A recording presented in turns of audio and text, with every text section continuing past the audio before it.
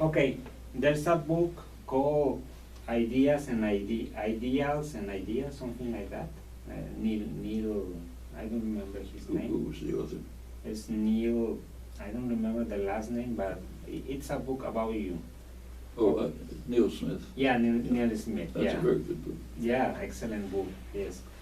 In this book, there's a distinction between language and thought, very basic definition.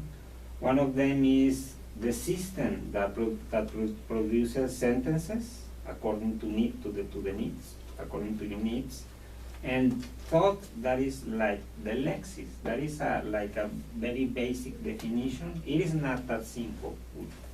We can't really uh-huh. talk much about thought because we have no definition of it. What's thought? Alan Turing, the great mathematician who created artificial intelligence, said that he's famous for asking about whether machines can think. Mm-hmm. He started off his famous article by saying the question whether machines think is too ridiculous, it's too meaningless to deserve discussion, because we have no clear idea what thought is. As he said, it's just some buzzing in the head, who knows what it is. So you can't say much about it.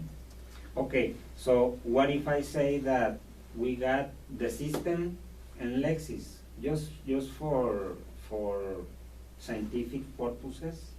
Let's say that these two entities, lexis and the system that produces sentences, okay, can we say that these two are different?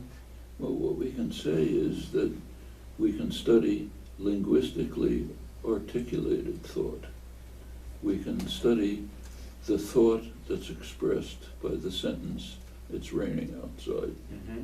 That kind of thought we can study because we have an entry point into it, namely the way it's captured in language.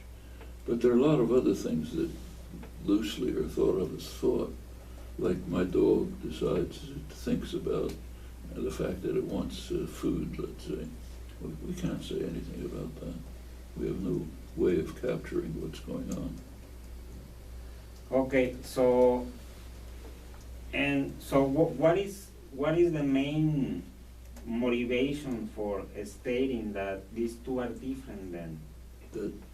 So you say that language and thought are different.